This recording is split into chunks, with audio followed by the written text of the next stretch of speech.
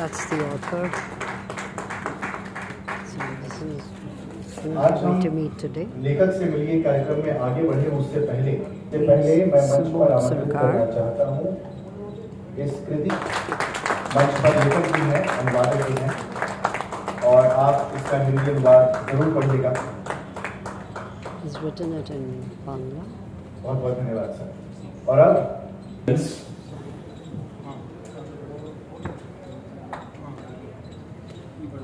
I'm really happy to be here this evening.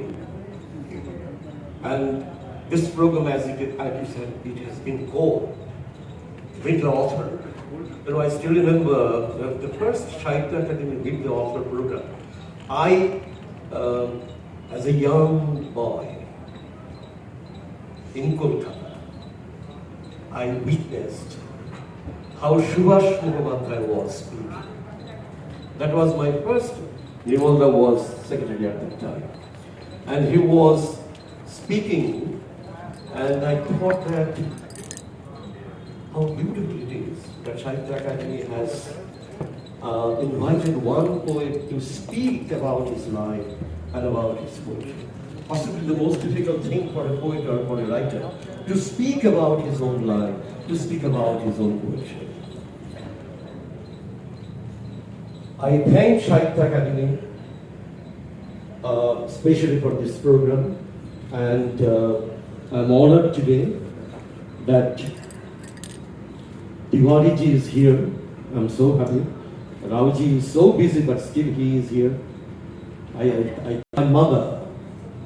This morning I woke up very early, and it was almost it was dawn, I think.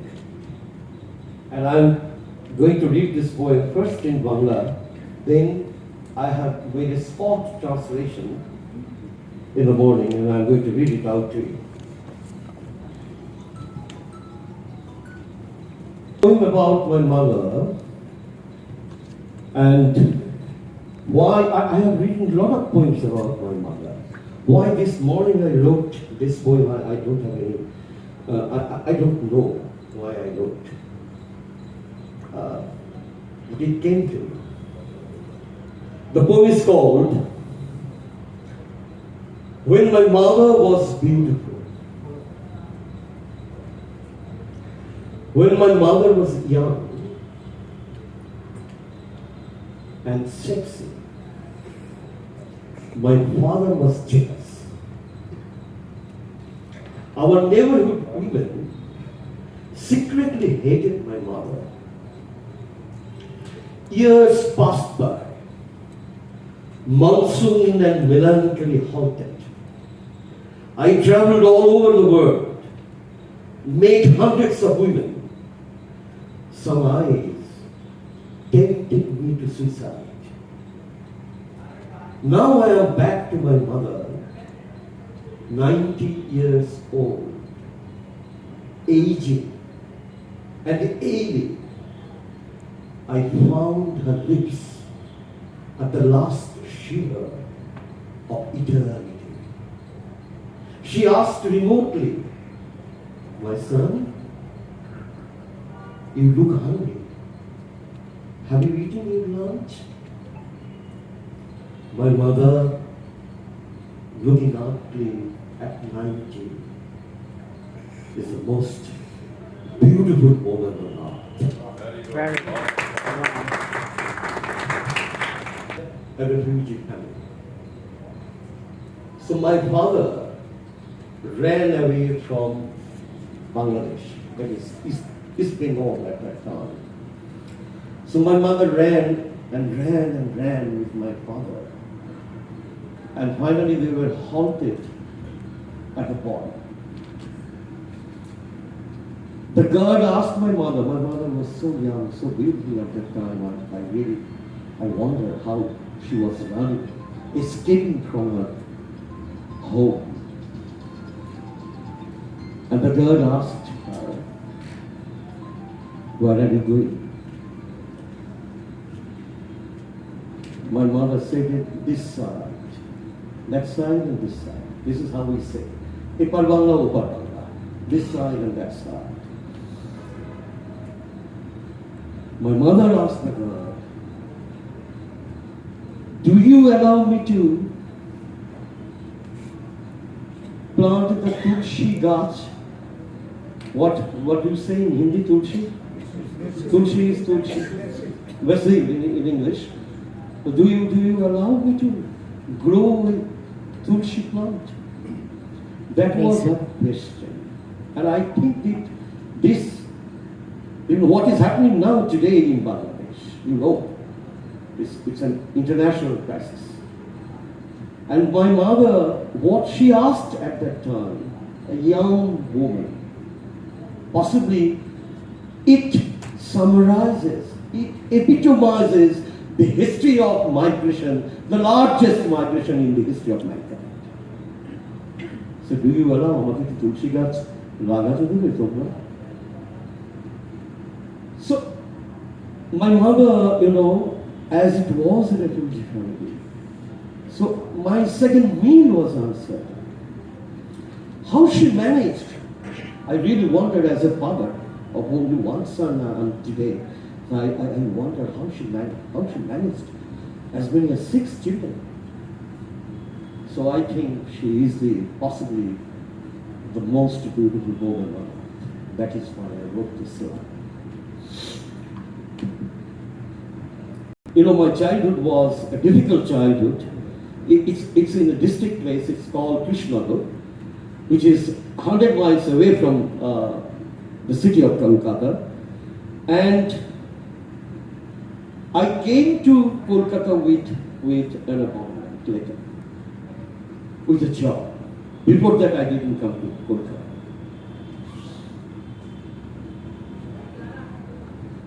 And it was after the collapse of the Soviet Union, when my son was only 3-year-old, I wrote a poem. And this poem is called Bhalo Jaigata Kothay. জায়গাটা কোথায়? দুপুরে ঘুম থেকে উঠে আমার 3 বছরের ছেলে বলল, বাবা, আমাকে একটা ভালো জায়গায় নিয়ে যাবি? আমি চমকে তাকালাম 3 বছরের দিকে, 3 বছরের চোখের দিকে, 3 বছরের ঠোঁটের দিকে, ফুটে ওঠা বিন্দু বিন্দু ঘামের দিকে। আমি বললাম, যা তো চিড়িয়াখানাটা নিয়ে আয়, সিংহটার খুব খিদে পেয়েছে, বাঘটা তাড়া করেছে হরিণকে। সে বলল, না, আমাকে একটা ভালো জায়গায় নিয়ে চলো। পাশের ঘরে গিয়ে একটু কাঁদলো, বন্দুক চালালো, তারপর কোথা থেকে একটা কার্ল মার্কসের ছেঁড়া ক্যালেন্ডার এনে বলল, এই দাদুটাকেও নিয়ে যাবো, ট্রেনে করে, নৌকো করে। এই বাবা, একটা ভালো জায়গায় যাবি? ভিক্টোরিয়ায় নিয়ে এলাম। সে বলল, না, এটা ভালো না। গঙ্গার ঘাটে নিয়ে এলাম। সে বলল, এটা তো একটা নদী। আইসক্রিম ধরিয়ে দিলাম। সে ঘ্যান ঘ্যান করেই চলল। বিরক্ত হয়ে 8টা নাগাদ বাড়ি ফিরে দেখি তখনও মেঝেতে গড়াগড়ি খাচ্ছে কার্ল মার্কস। ছেলেকে বললাম, শোন, এই দাদুটাও আমাদের একটা ভালো জায়গায় নিয়ে যাবে বলেছিল। সেই রবিবারে কোনো ট্রেন ছিল না, নৌকো ছিল না। মিনিট 2 চুপ, কি ভাবলো কে জানে। তারপর আবার ঘ্যান ঘ্যান, বল দিলাম, রোবট দিলাম, জাহাজ দিলাম, চর বসাবো কিনা ভাবছি। তখনই পৃথিবীর সবচেয়ে কঠিন প্রশ্নটা সে করল, এই বাবা, কাল একটা ভালো জায়গায় নিয়ে যাবি তো? কাল। Translated by Caroline Brown and Sanjukta Dasgupta. Where is the good place? It was written just after the collapse of the Soviet Union. And my son was just 3-year-old. It's a conversation with him. Where is the good place? When he got up from his nap, my 3-year-old son said, Papa, will you take me to a good place? Surprised, I looked at a 3-year-old. at 3-year-old eyes, 3-year-old lips, at the trickling drops of sweat. I said, go, get the zoo. The lions got very angry. The tigers chased the deer. He said, no, take me to a good place. He went to the next room. He went to the next room, cried a bit, came back with a tattered Karl Marx calendar and said, we will take this grandpa too. My train, my boat. Hey, Papa, won't we go to a good place? When I took him to Victoria, he said, no, this is not good. When I took him to the Ganga, he said, it's only a river. When I gave him ice cream, he walked along feeling disgusted. I took him home around 8 and saw tattered Karl Marx lying abandoned on the floor. I told my son, listen, this grandpa said he would take us to a good place too. That Sunday, there was no train, no boat. Quiet for a moment. Who knows what? He began whining again. I gave him a ball. I gave him a robot. I gave him a ship. Right when I was about to give him a spanking, he asked me the old-time big question. Hey, Papa, tomorrow, will you take me to a good place tomorrow? Date in my family.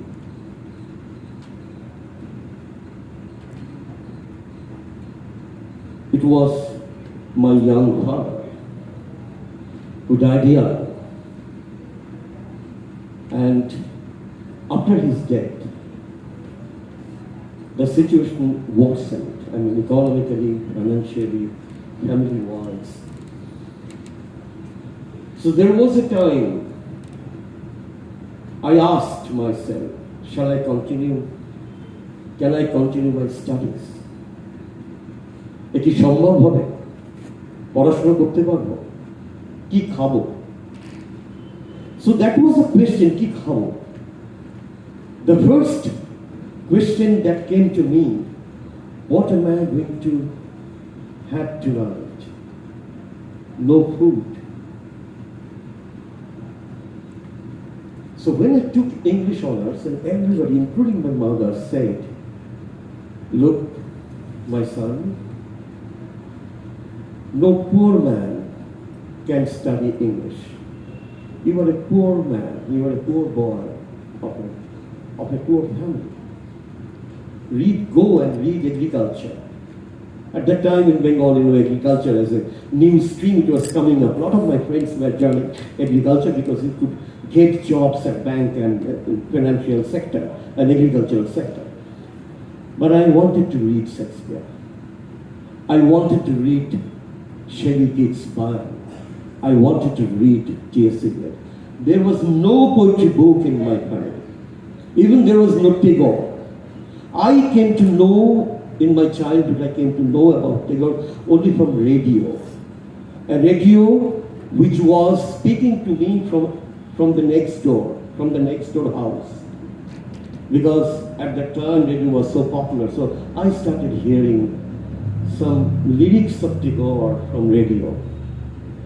So no money to buy, even Gita Vitan, the book that I feel now I will die with one book in my life.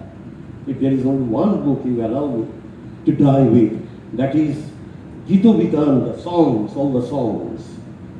Nearly 3,000 songs by Tagore, and they are greater poems, not just songs. So I will die with that book, with the book on my side. So I wanted to read international poetry.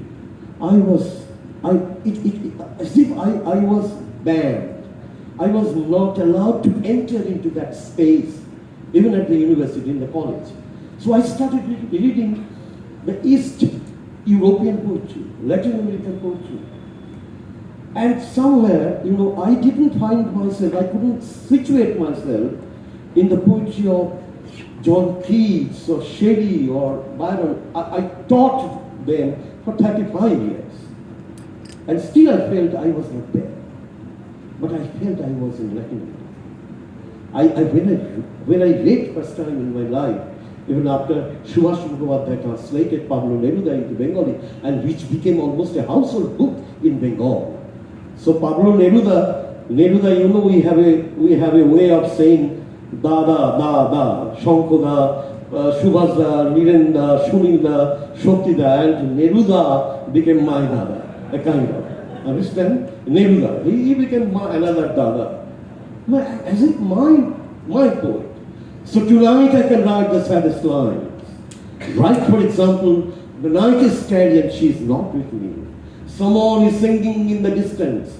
Someone is singing. So these were the lines when I was, entering into the territory which I was possibly not allowed in. But I was enjoying that. So this is how, I gradually realized the power of poetry. How powerful it is. I just give you a funny story. I had no Eminent ticket at Bengali that time, poet. a student. And I was halted by checkers at Howrah station. I had no ticket. There was no ticket in my pocket, right? And the checker, the ticket examiner, they asked me, yes, your ticket? I said, I have poems in my head, but no ticket in my pocket. Oh, rubbish. Everybody says like that. You were a college student? No. University. It cannot happen like that. Then I thought he was going to take me to the police station or in the station, in the booth. Then I was really shocked. And what was going to happen? All my friends will laugh. Then I realized the power of poetry. I told him where. And I started reading out, from my memory. Tonight I can write the saddest lines. Write, for example, the night is 10. 3 lines, 4 lines, he heard, oh yes, this is very good. Go, you go. No problem, you go. So I realized the power of poetry at that time as a young student. And it connects me, you just think about the first Prime Minister of India, reading Robert Frost. Think of Kennedy in America, quoting Robert Frost, miles to go before I sleep. And so just you imagine the power. You think about the power of Maya Angelou. What a terrible life that she had in her childhood. And when Clinton invited her to read her poem at the coronation, so it was the power, it's awful power of poetry. So I realized it at the Howrah station when the checker told me that. So that was really something that different. I am coming to another poem.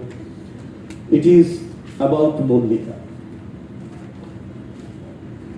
Mollika Sengupta, you know that she died in Mansure.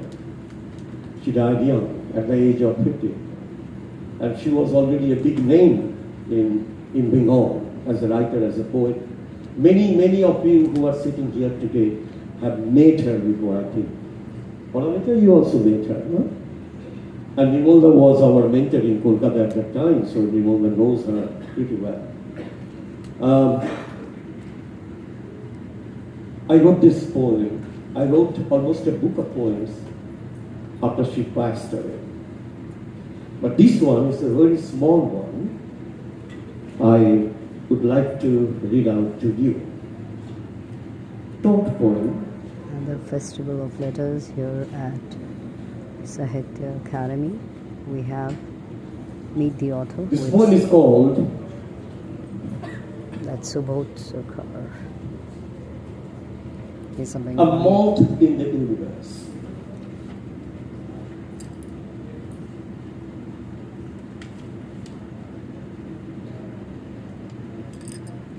মঠ বাংলায় মঠ, হিন্দিতে কি?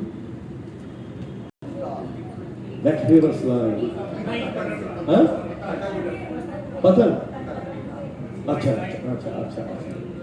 You already पतन है ना? Out in the universe. After a walk for thousands of years, today I suddenly understood that man is an ant, eaten by an ant.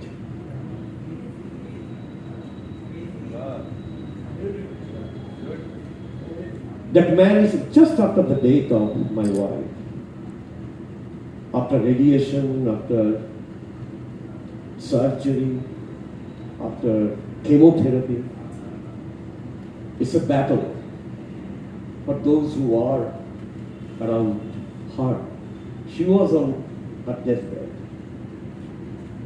But I was standing outside the hospital with my son, who was a school student at that time. He is now doing PhD in America. He was a small boy. So we were standing almost every night outside the hospital. After a walk for thousands of years, today I suddenly understood that man is an ant, eaten by an ant.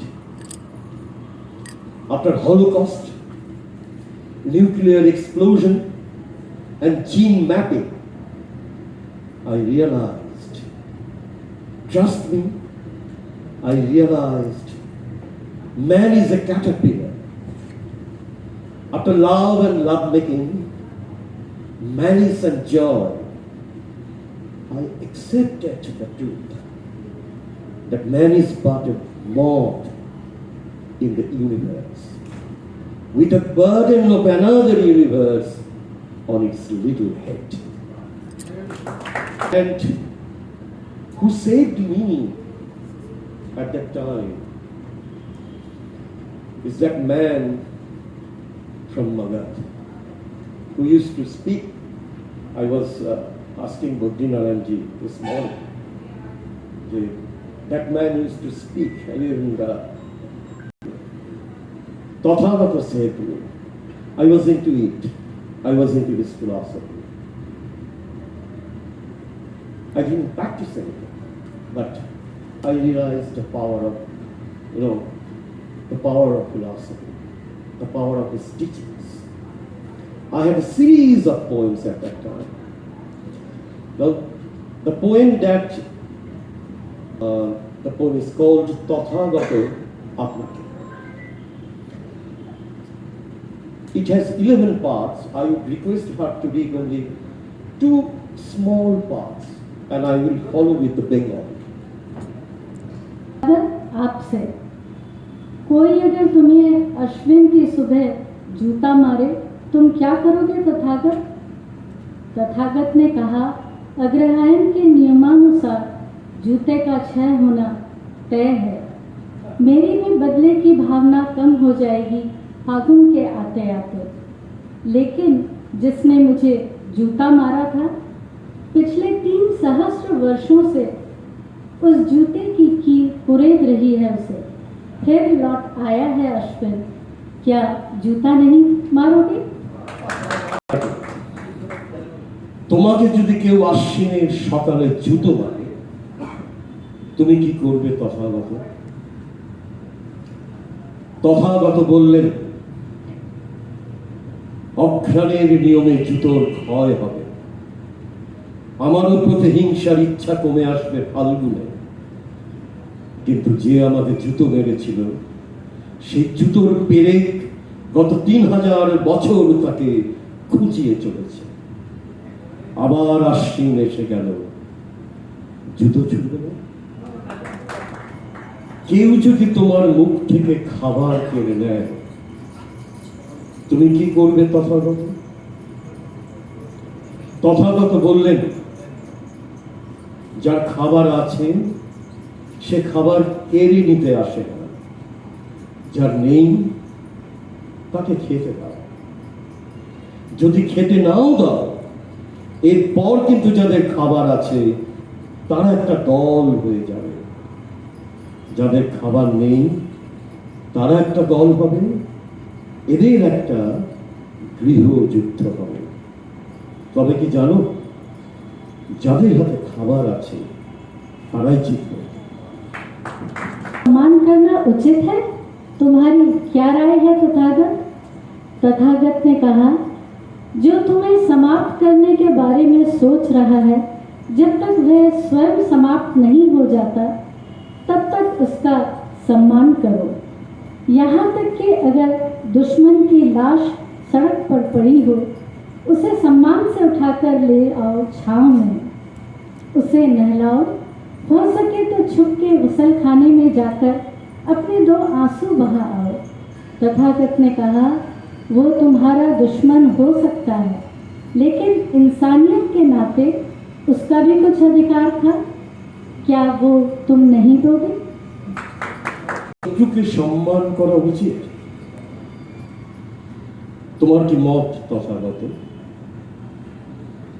Tathagata বললেন, সে তোমাকে শেষ করে দেওয়ার কথা ভাবছে, সে নিজে যতক্ষণ শেষ না হচ্ছে ততক্ষণ তাকে সম্মান করে। এমনকি শত্রুর ডেড বডি যদি পড়ে থাকে রাস্তায়, তাকে সম্মান করে তুলে আনো ছায়ায়, স্নান করা, পারলে লুকিয়ে চোখের জল ফেলে এসে বাথরুমে। তথাগত বললেন, সে তোমার শত্রু হতে পারে, কিন্তু মানুষের কাছে তারও একটা পাওনা ছিল, সেটা তুমি দেবে না। There is a video by Salman Rushdie in which he said, we need stories. Human beings love stories. They want to hear about human beings. We want to hear stories about you, about everybody. When you have a man sitting next to you, he's a story. He's a big story. Maybe 800 pages, 900 pages, or maybe 2000 pages. So everybody is a story. But I believe even in a storybook you have some poems. Without poems you cannot have story. So they go, because I made use of stories in my poems. And that's why I was, sometimes I was debunked, I was criticized, I was described why poetry used as a kind of narrative. So there was a time when I used it. I used this poem. Even the poem that I read, Bhalo Jaigata Kothay, there is a pattern. Even Tathagata, there is a pattern, of almost like, stories and poems come together and they coalesce and they confront each other. Many of my poems, many of my books, so far I have published, including the last one published at the Calcutta Book Fair in 2025, including that book. So I have 48 books, published books. I have written them in 50 years. I have just, last month I have completed 50 years of my writing, because I started early and publishing early. When I was college student, I started publishing. So many books, so many poems. I wonder, how did I write?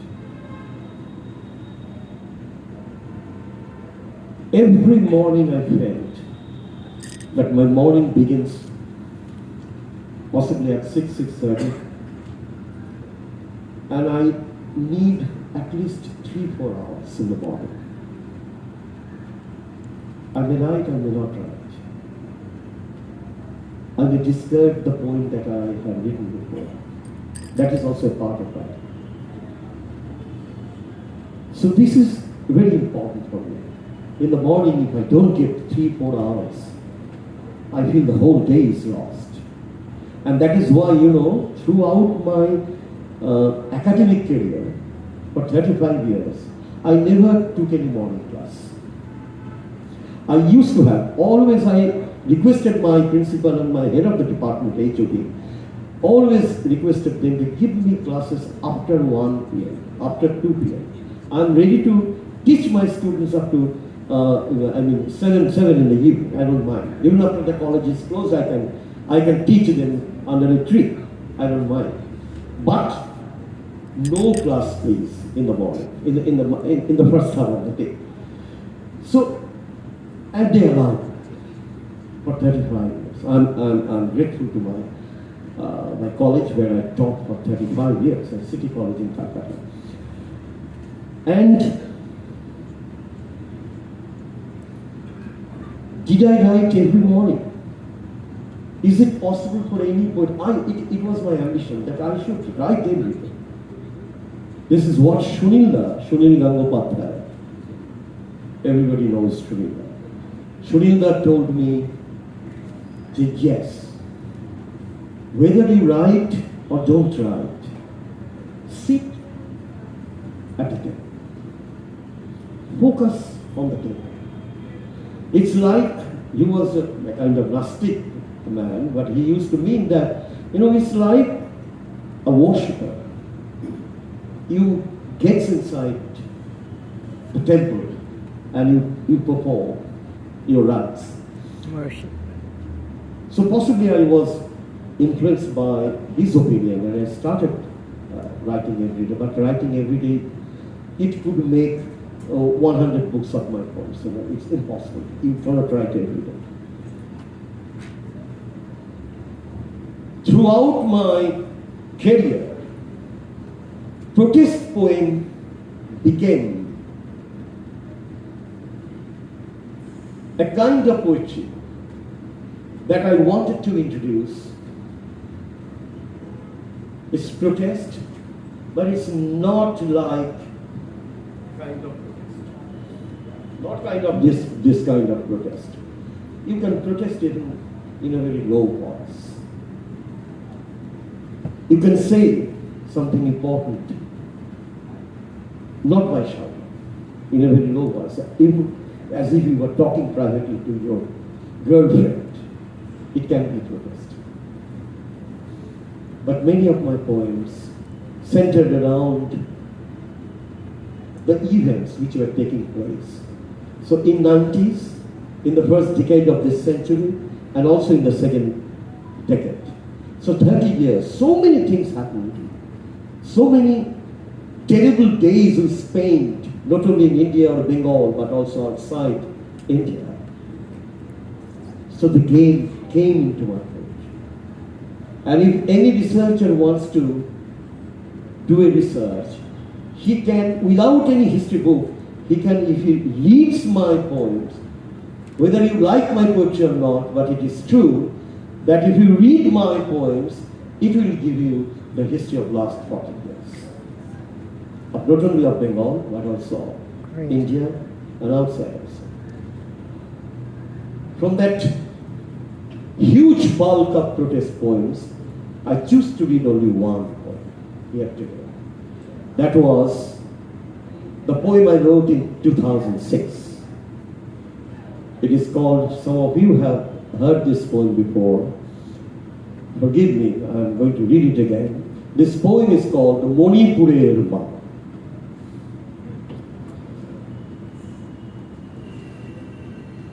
First, the original poem, just 2-3 stanzas, and then I will follow with the translation. Monipurer Ma.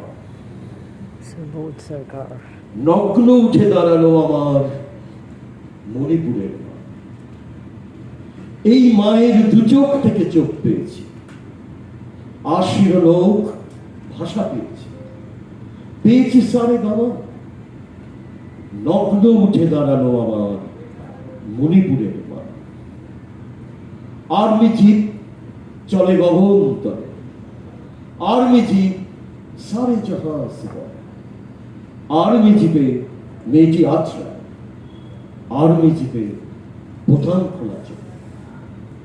ও মেয়ে যদি ফিরেও আসে ঘরে, ও মেয়ে যদি গগন তলে মরে, police মুছে দিয়েছে তার নাম।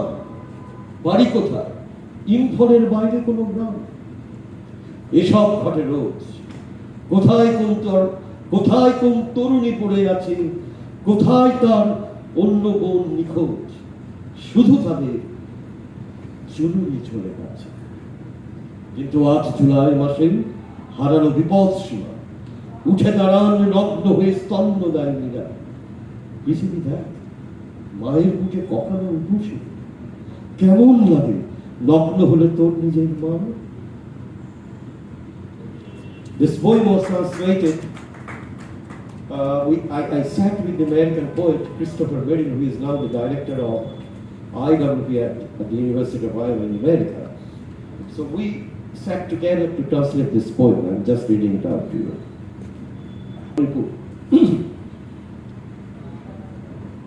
You know that as many as 14 mothers came down to the streets and they stood naked in front of the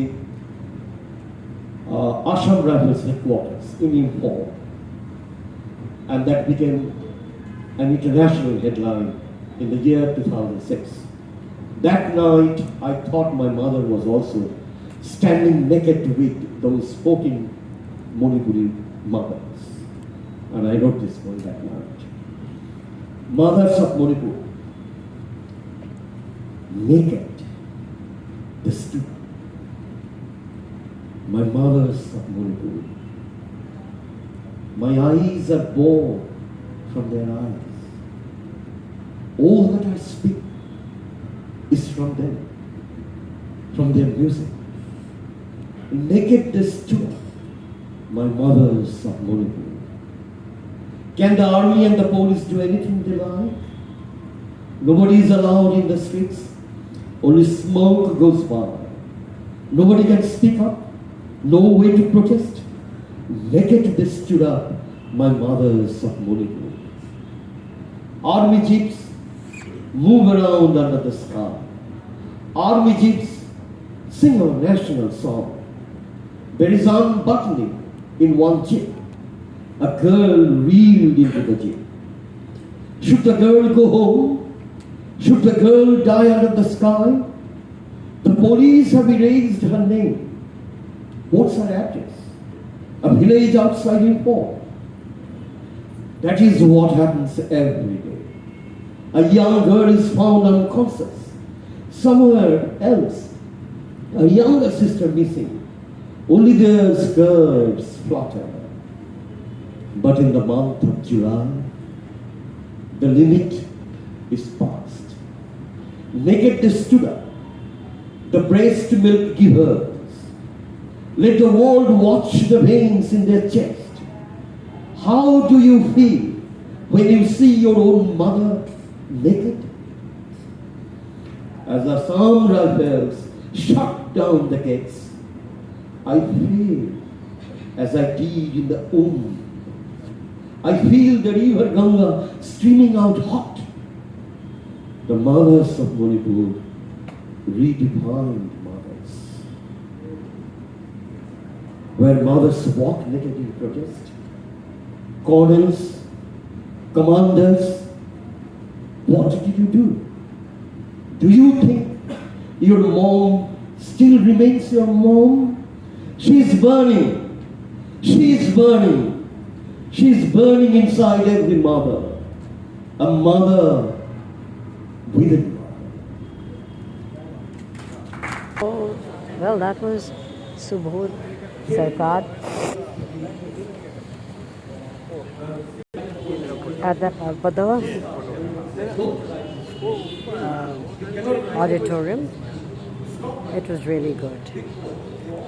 Narmada is the fifth longest river in India. The river Narmada, along with the river Tapti, are the only two major rivers of India that flow from east to west, while all other major rivers flow from west to east. Survive without him, without his book of poems. And I just refer today, having a conversation with Subodh. Subodh, reflecting on his Jivan Vrittant and the Katha that he has himself become a Valpo and Katha in Bengali literary tradition. So I was reflecting on his early poems. So I would request the Subodh to read, perhaps share one of the early poems of Subodh. And my favorite is always. What a great poet he is. I never knew about him. Great Bangla poet. So today is the last day at the Sahitya Academy, an organization of writers by writers and for writers. So just met a point. So that's the Festival of Letters 2025. Here. Asia's largest literature festival. Great.